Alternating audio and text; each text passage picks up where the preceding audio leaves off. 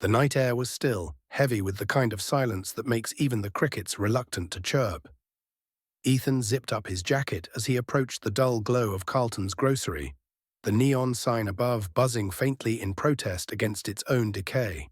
The glass doors slid open, and the fluorescent lights inside cast a cold, sterile glow over the aisles. It was another graveyard shift, midnight to 6 a.m. The hours when the store felt less like a place of business and more like a forgotten liminal space, a waiting room for something unseen. Ethan had only been working here for a few months, but even in that short time, he had noticed the oddities. The way some shelves never needed restocking, the way the freezer doors would be frosted over on the inside, as if someone had been breathing against them. The security cameras had blind spots that weren't there before. Paul, the senior employee, was already leaning against the counter, arms crossed, looking at Ethan with the usual mix of exhaustion and warning. Paul had been working here for years, and yet there was something trapped about him, like a man who had once tried to leave but forgot how. "Glad you showed up on time," Paul muttered, barely looking up. Ethan rolled his eyes. "Yeah, wouldn't want to piss off the grocery store gods." Paul didn't laugh. He just grabbed his clipboard, flipping through pages covered in illegible scribbles. Then, with a sigh, he said something that sent an odd chill through Ethan's chest. "Just follow the rules tonight, all right?" Rules. Ethan knew them, of course. Every employee did. Don't stay past 3 a.m. If something moves in the aisles when the store is empty, don't acknowledge it. If you hear your name over the intercom, do not answer. Never, under any circumstance, go down aisle 6 after midnight. Ethan smirked, feigning confidence. "What happens if I break them? Does the manager pop out and write me up?" Paul didn't return the smirk. Instead, he looked at Ethan like he pitied him. "The store doesn't like it when we break the rules," he said, voice quieter now. "Neither do they." Ethan frowned. "Who's they?" Paul turned his gaze toward the end of the store, where the aisles stretched long, their shelves stacked high with items that suddenly seemed too neatly arranged, too symmetrical. "You'll find out if you're not careful." With that, Paul handed Ethan the keys to the front register and walked toward the back office, leaving him alone in the front of the store. Ethan shook off the unease creeping into his bones and settled behind the counter. The first few hours of the shift were normal. If anything, it was boring. The occasional customer wandered in, grabbing snacks, cigarettes, or six-packs of cheap beer. They came and went, the automatic doors sighing open and shut with each entry and exit. Then, just past 1 a.m., Ethan saw something that made his stomach twist. A woman was standing in the frozen food section, staring into the glass doors of the freezer. She wasn't shopping, wasn't moving, just standing there, her breath fogging up the glass. Ethan's brows furrowed. He hadn't seen her come in. He glanced at the security monitor behind the register, flipping through the feeds. The cameras showed nothing out of the ordinary, but when he looked back toward the freezers, she was gone. His skin prickled with cold. He hadn't heard the doors open. No footsteps, just gone. A single wet footprint glistened on the tile, leading away from the freezer section and into the darkness of aisle 6. Ethan swallowed, suddenly feeling very, very alone. A soft click echoed through the store as the radio behind the counter turned on by itself, static hissing through the speakers. The overhead intercom crackled. Then, in a voice that sounded eerily close to his own, it spoke. "Ethan," he stiffened. "The rule. If you hear your name over the intercom, do not answer." His pulse hammered in his ears. He forced himself to look straight ahead, refusing to acknowledge the voice. The intercom crackled again. This time the voice was quieter, more insistent. "Ethan, come to aisle 6. His throat was dry. He gripped the edge of the counter. The store had never felt this silent before. The fluorescent lights above flickered, buzzing like angry insects. He dared to glance toward the dark stretch of aisle 6, and in the dim glow of the overheads, he saw a figure standing just beyond the reach of the light, too still, too tall, and then it moved. Not like a person, not like anything he'd ever seen. 1 second, it was at the far end of the aisle. The next, it was closer. Not walking, just closer. A dull ringing filled his ears, drowning out his own breath. A new receipt printed from the register beside him, curling out of the machine like a slow whisper. He forced himself to look down at the words. Do not acknowledge them. Ethan squeezed his eyes shut, his entire body locking up with fear. When he opened them again, the figure was gone. The intercom crackled one final time. This time there was no voice, just breathing. Wet, heavy, and close, right behind him. Ethan's hands trembled as he clenched the receipt, the ink still warm against his fingertips. Do not acknowledge them. His breath was coming too fast, too shallow. His entire body screamed at him to turn around, to confirm that there was nothing behind him. But his mind remembered the rules. If something moves in the aisles when the store is empty, do not acknowledge it. The intercom crackled again. The breathing had stopped, replaced by a steady, low hum, like a frequency just beyond human hearing. Ethan forced himself to move. He gripped the counter, muscles rigid, and slowly backed away toward the employee break room. Each step felt wrong, like he was moving through thick, invisible water. The doors to the break room swung open, revealing the dimly lit space with a single flickering fluorescent bulb overhead. Paul was seated at the rickety table, his head bowed, rubbing his temples as if he already knew what Ethan was about to say. Paul, Ethan gasped, voice hoarse, what the hell is happening? Paul sighed. He looked older now, the weight of something unbearable pressing on his shoulders. Like he had seen this before. You saw them, didn't you? Paul muttered. Ethan swallowed. He wanted to deny it, wanted to laugh it off as exhaustion or a trick of the flickering lights, but his hands were still shaking. They said my name, Ethan whispered, over the intercom. Paul stiffened. His chair scraped against the linoleum as he stood up too fast. Did you answer? No. Paul exhaled sharply, some of the tension leaving his frame. He pressed a hand to his forehead. That's good. That's the only reason you're still here. Ethan clenched his fists. Paul, you keep saying things like that, like this is normal, like… He gestured wildly toward the front of the store, like this is just part of the damn job. Paul hesitated, then finally met Ethan's eyes. This place isn't like other stores. Ethan scoffed. No kidding. Paul ignored him and reached into his pocket, pulling out a crumpled piece of paper. He unfolded it with careful hands and slid it across the table. Ethan leaned in. It was a list. The same rules every employee was given. Do not stay past 3 a.m. If something moves in the aisles when the store is empty, do not acknowledge it. If you hear your name over the intercom, do not answer. Never, under any circumstance, go down aisle 6 after midnight. But this time, something was different. One of the rules had been scribbled out. The ink was blacked over, messy and rushed, like someone had been desperate to erase it. Ethan frowned, tracing his fingers over the ink-stained paper. What was this rule? Paul's jaw clenched. He hesitated before finally whispering, it was the one rule we were never supposed to read. The air in the break room suddenly felt heavier, as if the walls had crept in an inch closer. Ethan's stomach twisted. Why? Paul took a breath as if weighing whether or not to tell him. Then, the store lights cut out. Darkness swallowed the room in an instant, leaving only the glow of the emergency exit sign bathing them in red light. From the intercom, a voice whispered. A voice that wasn't human. He's reading it. Ethan's blood turned to ice. Paul moved first. He grabbed Ethan's wrist and dragged him toward the stockroom, where rows of shelves loomed like skeletal remains. Stay quiet, Paul hissed. Do not move. Ethan's breath hitched, but he did as he was told. The store was silent now, but it wasn't empty. Somewhere near the front of the store, something was walking. A slow, deliberate shuffle. A sound that wasn't quite footsteps, but something close. Ethan's pulse thundered. The emergency lights flickered, casting distorted shadows along the stockroom walls. Then, from the darkness beyond the aisles, something spoke. Not from the intercom this time. Not over the radio. Right outside the stockroom door. Ethan. It wasn't just his name, it was his own voice saying it. His vision blurred. He felt his knees nearly buckle.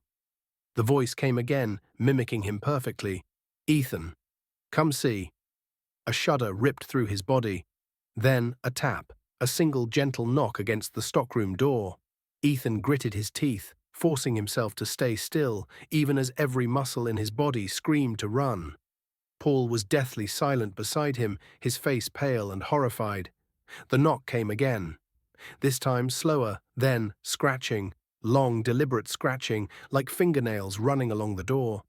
Ethan squeezed his eyes shut. Then, a long, wet breath from the other side of the door. "Ethan, we see you."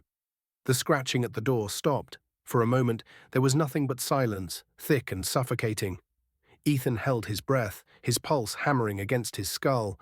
Then the fluorescent lights above flickered back to life, humming with their usual artificial buzz, casting an eerie glow over the stockroom. Ethan exhaled sharply, but Paul's grip on his wrist didn't loosen. Paul's face was drained of color, his fingers trembling slightly as he motioned for Ethan to stay still. Then the intercom crackled again. A voice whispered over the speakers, warped and distant. "Cleanup needed in aisle 6. Ethan's stomach dropped. Paul's expression hardened. "We need to go. Now." He turned sharply, dragging Ethan through the maze of stocked shelves, navigating the back of the store toward the exit near the frozen food section. But then, the emergency lights flickered again. And in that split second of darkness, something moved past the shelves. Ethan's breath hitched. He had seen it. Not fully, just the shape. A figure too tall, too thin, its joints bending wrong, like a marionette without strings. Then, a single shopping cart rolled past them, moving on its own. Paul didn't flinch. He kept walking. Ethan, however, turned his head. And aisle 6 wasn't the same. It was longer, impossibly long, stretching far beyond where the back wall should have been. The shelves extended into a shadowy, endless corridor, lined with rows of flickering product labels, except something was wrong with them. Ethan squinted, stepping closer. The labels weren't brands, they were names. Rows and rows of names, each printed on the boxes and cans, some familiar, some not. And at the very end of the aisle, barely visible in the dim glow, something was standing there. It was watching. A tall figure, its head tilted unnaturally to the side, its limbs too long, too thin, its fingers curling around the edge of a metal shelf. Its face was wrong, not blurred, not distorted, but unfinished, like a sketch someone had forgotten to complete. It took a step forward. Ethan froze. The intercom crackled again. "Ethan." His own voice echoed through the empty store. Paul grabbed him. "Don't look at it." Ethan gasped as Paul yanked him away, but his eyes had already registered it. And the figure had moved closer. The lights flickered again, another step closer. Paul was shaking him now. "Run." Ethan stumbled back as Paul shoved him toward the front of the store. The aisles blurred past them as they ran, the hum of the store's power glitching, warping into a low, droning static. The automatic doors came into view, but they weren't opening. Paul slammed his fist against the sensor. "Come on, come on." A shuffling noise echoed behind them. Paul turned. Ethan turned. The thing was standing just at the edge of aisle 6. Its mouth had stretched open now, impossibly wide, revealing nothing but darkness. Ethan's stomach lurched. The thing took another step forward, and the entire store seemed to shift. The lights overhead flickered wildly. The floor beneath them warped, like the entire space was breathing. The security screens behind the counter glitched, cycling through distorted images. One of them showed Paul and Ethan standing at the doors, except there was something standing behind them, something so close they should have felt it. Ethan gasped. Paul didn't hesitate. He grabbed a cart and hurled it toward the front windows. The glass shattered, cold air rushed in, and for a brief, terrifying moment, the figure in aisle 6 moved. Not by walking, not by running. It blinked forward, like a skipping frame in a broken VHS tape. It glitched toward them. Paul didn't stop to think. He shoved Ethan through the broken window and dived after him. The moment they hit the pavement outside, everything fell silent. The flickering lights inside the store stabilized. The aisles looked normal again. The automatic doors, now unlocked, gently slid open as if nothing had happened. And inside the empty store, aisle 6 was gone. Ethan's chest heaved as he clutched the pavement, his hands bleeding from the broken glass. Paul sat beside him, staring back at the store, his face pale. The intercom inside crackled one last time. Help wanted. Ethan's breathing hitched. Paul swallowed hard. It's always hungry. And when Ethan turned his head, he saw something lying beside him. A new name tag. His name was printed on it. But beneath his name, it already had a date. The cold air burned Ethan's lungs as he sat on the pavement, staring at the name tag in his hand. His own name, Ethan Carter, was printed in bold letters, just like the one clipped to his uniform. But underneath it, there was a date. It wasn't his start date at Carlton's grocery, it was tonight's date. His fingers trembled as he flipped it over, hoping for some kind of explanation. But the back was blank. Just a smooth plastic surface that felt oddly warm against his skin. Paul sat beside him, gripping his knees, his breaths coming fast and shallow. He didn't look at Ethan. Didn't look at the shattered glass or the wide-open entrance of the store. He was staring at aisle 6. Or rather, where it should have been, because now it wasn't there. It was gone, just empty space, like it had never existed in the first place. The store looked completely normal, no flickering lights, no distorted shadows. The cash registers sat idle, waiting for the next shift. The aisles were neat, organized, nothing out of place. Except for the intercom. It crackled once, then silence. Paul exhaled a slow, shaking breath and muttered, "I should have told you sooner." Ethan's stomach churned. Told me what? Paul finally turned his head, his expression twisted in something between exhaustion and regret. "You were never supposed to stay this long." The words hit Ethan like a punch to the gut. He had been working here for 6 months. Every night he clocked in. Every morning he clocked out. Sure, the store had its quirks, items sometimes misplaced, security footage glitching, the occasional unexplained whisper, but nothing like this. Nothing like aisle 6. Ethan forced himself to speak, his voice hoarse. "Paul, what the hell is going on?" Paul didn't answer immediately. Instead, he reached into his pocket and pulled out his own name tag. Ethan's eyes flicked to it, and the blood drained from his face. Paul's name was there, sure enough, but his date was from 13 years ago. Paul stared at it, a hollow look in his eyes. "I was supposed to leave." His voice cracked, "But I didn't." Ethan's pulse hammered. "What do you mean?" Paul sighed, shoving the tag back into his pocket like it was some cursed object. "You think this is just a normal job, don't you?" Ethan said nothing. Paul let out a bitter laugh. "I thought the same thing when I started. The weird stuff, the flickering lights, the misplaced stock, the voices, I ignored it. Thought it was just my imagination." His jaw clenched. "Then I stayed past 3 a.m. Ethan's breath caught. "The doors wouldn't open," Paul continued. "The store got bigger. The aisles stretched, the products changed. And then I heard it, the intercom. It called my name. I saw—" He stopped himself, shaking his head like he couldn't bring himself to say it. Ethan pressed forward. "Saw what?" Paul finally looked him dead in the eyes. "Sarah." The name sent a shiver down Ethan's spine. Sarah, the name Paul had whispered earlier. Ethan had assumed she was some ex-employee, maybe someone who got fired or quit. But the way Paul said it now, it felt like something else. "She worked here before me," Paul murmured. "Just like you, just like me. And just like you, she got curious. She started noticing things, and then one night she didn't leave." Ethan's throat felt tight. What happened to her? Paul hesitated. Then, "She's still here." The words were like ice in Ethan's veins. He shook his head. "That's not—" Paul cut him off. "You saw her." Ethan's breath hitched. "The woman in the freezer. The one who whispered, 'I should have left.'" Paul swallowed hard. "She stayed past 3 a.m. She didn't follow the rules. And now—" He didn't have to finish the sentence. Ethan already knew. Now Sarah belonged to the store, and if Ethan wasn't careful, so would he. The intercom buzzed again. This time it wasn't static. It was a voice. Sarah's voice. "You can't leave, Ethan." Ethan's blood ran cold. Paul shot up from the pavement, grabbing Ethan by the arm. "Get up, now!" Ethan's legs moved on instinct. He didn't want to go back inside. Every part of him screamed to run, to get away from this cursed place. But as Paul dragged him toward the doors, Ethan realized something horrifying. The street outside was gone. Not empty, not abandoned. Just gone. No cars, no sidewalks, no outside world. Just the store, just Carlton's grocery. Ethan's breath came in sharp gasps. "What's happening?" Paul didn't answer because he didn't need to.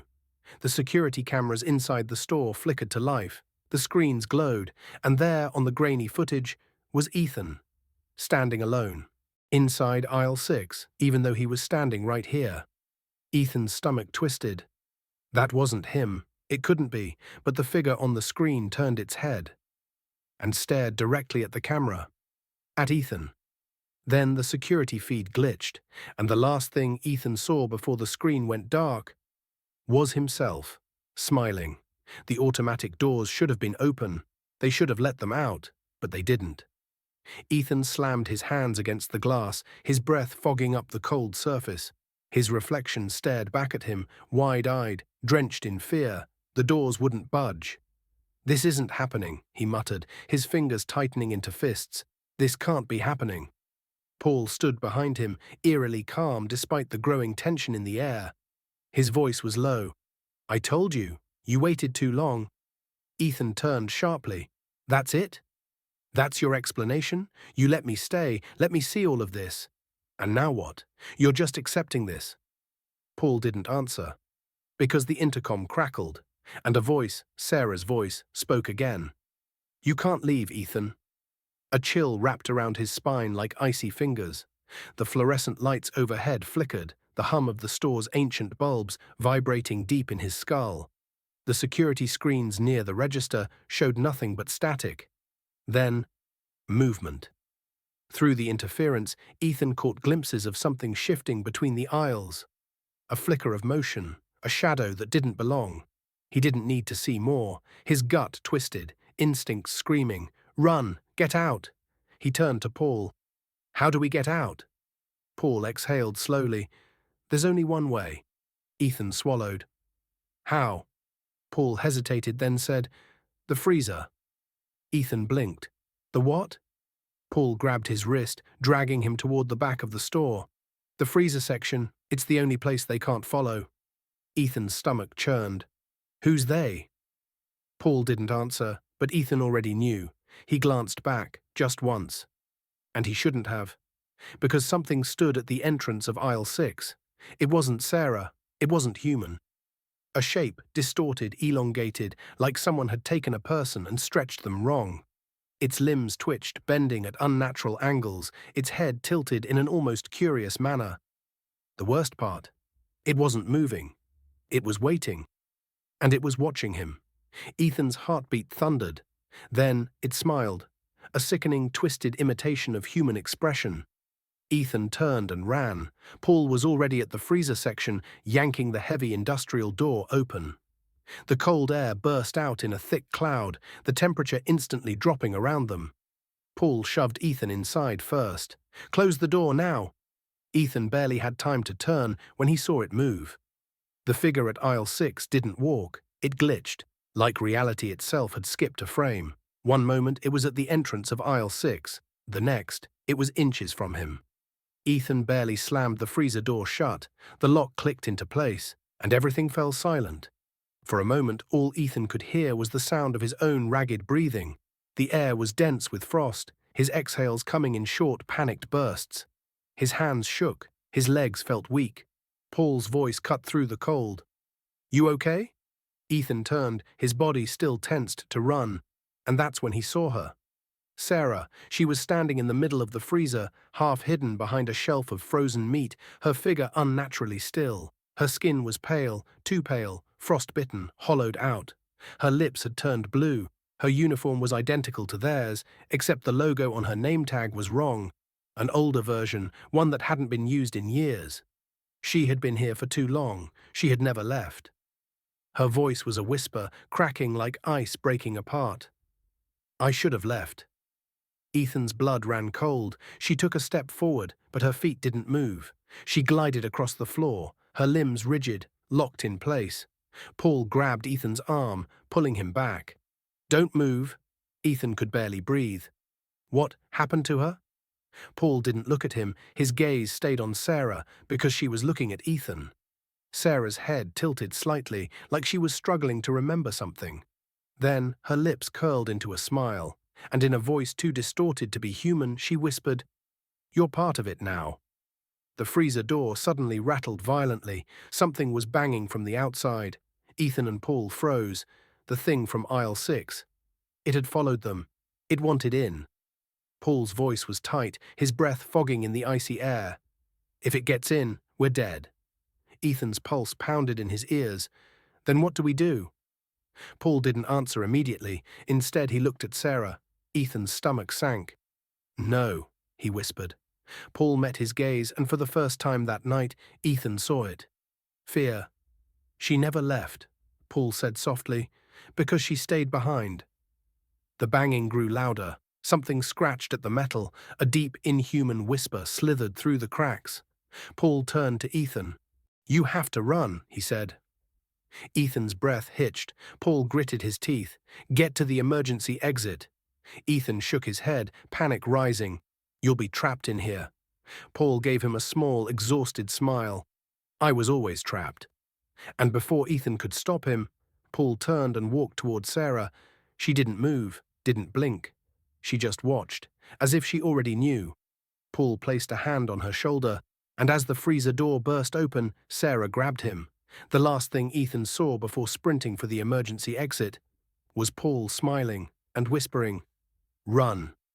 The freezer door slammed shut behind him. Ethan ran. The emergency exit door was ahead. Just a few more steps. Ethan could hear the thing behind him, scraping, dragging, whispering. The sound was unnatural, like a recording played backward. He didn't dare turn around. His breath came in ragged bursts, his vision blurring as his legs carried him forward. The exit was so close. Then he felt it. A cold hand brushed the back of his neck. His body locked up. Every muscle froze. The room shifted. He was no longer running. He was standing, in the freezer. And Paul was gone. The air was thick with frost. Ice crawled up the shelves, covering the packaged food in a thin, unnatural film. The overhead fluorescent lights buzzed weakly, flickering between dim yellow and a sickening pulsing blue.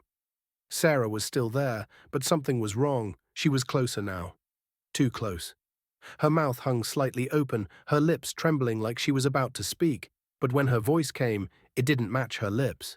It came from behind him. "I should have left." Ethan's breath hitched. The voice was right at his ear. He turned slowly and saw himself, a reflection of him standing between the frozen shelves, his own face staring back. But the eyes were missing. Hollow black voids stared from where they should have been, sinking too deep into the face. Ethan stumbled backward, his foot slipping on the frost-covered floor. His double tilted its head, watching him with an unsettling, empty curiosity. Then it stepped forward, not walked, just shifted, like a video skipping frames. Ethan bolted. He threw himself at the emergency exit door and slammed his hands against the bar, pushing, pushing, pushing. It wouldn't budge. The door was locked. "No, no, no." Behind him, the air changed. A sound, wet and crawling, filled the freezer. Ethan turned, and the thing wearing Sarah's face smiled. "You can't leave, Ethan." Its voice wasn't human anymore. It was distorted, 1,000 overlapping whispers echoing against the metal walls. Ethan's pulse pounded. The freezer door had locked behind him. He was trapped. The thing moved toward him, its body glitching in and out of place. The freezer stretched, warped, as if reality itself was coming undone. Then Sarah spoke again, but not to Ethan. She turned her head toward the security cameras and smiled. Ethan followed her gaze. The security monitors outside the freezer were still on, looping footage of an empty store. But now, the screens showed Paul standing in aisle 6, staring. Ethan's stomach dropped. Paul had never left. Sarah tilted her head. "It always needs someone." Her voice shifted, breaking into multiple tones at once. "One must stay." Ethan shook his head, pressing himself against the exit door. "No, this isn't real." Sarah stepped closer, her feet not touching the ground. The frost around her body darkened, turning black as if her very presence was corrupting the space. "You were never supposed to make it this far," she whispered. Ethan lunged for the emergency handle. The thing grabbed his wrist, and he screamed. It wasn't a hand. It was something else, something cold, something hungry, something that had been waiting for him. Ethan felt the air collapse around him, the walls of the freezer stretching too far, as if the store itself was swallowing him whole. His skin burned with ice, his vision fracturing. Then, the door slammed open. A force yanked him backward, pulling him out of the freezer. Ethan hit the floor, gasping. His body felt like it had been half frozen, his muscles screaming in pain. Above him, Paul stood, his face pale, his chest rising and falling rapidly. But it wasn't just Paul. The security footage on the monitors was still playing. And on the screens, Paul was still inside the freezer, staring at them. Ethan scrambled to his feet, his hands shaking as he tried to process what he was seeing. "Paul, what the hell?" Paul grabbed him by the shoulders, forcing him to look away from the screens. "It's not me." Ethan's stomach turned to ice. Paul didn't explain further. He just shoved Ethan toward the entrance. "Run, now." Ethan hesitated, but then the store groaned. The walls stretched. The intercom buzzed violently, a sound that felt like teeth grinding together. Paul's other self moved, and in the glitching footage, the fake Paul smiled. Ethan ran. Ethan's legs burned as he sprinted through the aisles, the cold from the freezer still clinging to his skin. The store felt wrong, like it was shifting around him. Every time he turned a corner, the shelves seemed taller, the aisles stretched longer. The automatic doors were just ahead. He slammed into them at full speed. They didn't open. "No!" He pounded on the glass. Outside, the parking lot was empty, the flickering neon grocery sign casting eerie red light onto the cracked pavement. Behind him, the store was changing. The shelves twisted, the aisles lengthened, and the fluorescent lights dimmed one by one. The intercom screeched with static before a voice, Sarah's voice, whispered, "You don't belong outside anymore, Ethan." A sickening click came from the ceiling. The security cameras moved on their own, turning toward him.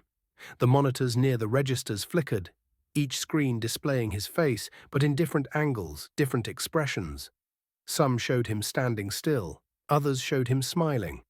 Then, one screen showed something else. Ethan wasn't alone. Behind him, Paul, or what was left of him. His reflection in the security feed was warped, his skin too dark, his eyes too hollow. His mouth moved, but no words came out. Instead, the speakers crackled with overlapping voices. "You have to choose." Ethan turned to Paul, the real Paul, the man who had saved him from the freezer. His face was pale, sweat beading along his brow. "Ethan." Paul swallowed hard, his voice tight. "There's only one way out." Ethan's chest tightened. Behind them, aisle 6 had disappeared into complete darkness. The store's heartbeat pulsed in the walls. The air smelled of frost and something ancient. Paul held out something, Sarah's name tag. "I took this from the break room years ago," Paul said. "I thought it was just a name tag, but it's more than that." Ethan didn't understand. Paul's hands were shaking. "It needs someone, Ethan," Paul whispered. "It always does." The realization hit him like ice water. Ethan stepped back, his head shaking. No, we can both leave." Paul smiled. A small, sad smile. "That's what Sarah said to me." And then, Paul ran, straight into the darkness of aisle 6. "Paul, no." Ethan lunged, but the aisle collapsed in on itself, the shelves folding inward like a mouth snapping shut. Paul was gone. The lights flickered violently, then stopped. The entire store fell into silence. Then, the automatic doors slid open. Ethan stumbled forward, his breath ragged. The cold night air hit his face, and he fell onto the concrete outside. The parking lot was empty. The streetlights flickered. He turned back toward the store. It looked normal. The shelves were stocked, the floors polished, a quiet, peaceful grocery store as if nothing had ever happened. Except the Help Wanted sign in the window was glowing, and beneath it a new name tag rested against the glass. It read, Paul. The next night Ethan drove, and kept driving. He left town without looking back, but no matter where he went, every grocery store felt wrong. Every time he passed by one, the intercom crackled, the lights flickered, and in every store, in every town, there was always a help wanted sign in the window. Somewhere a register beeped. A receipt printed itself out in an empty aisle. It read, "Welcome to your first shift, Ethan."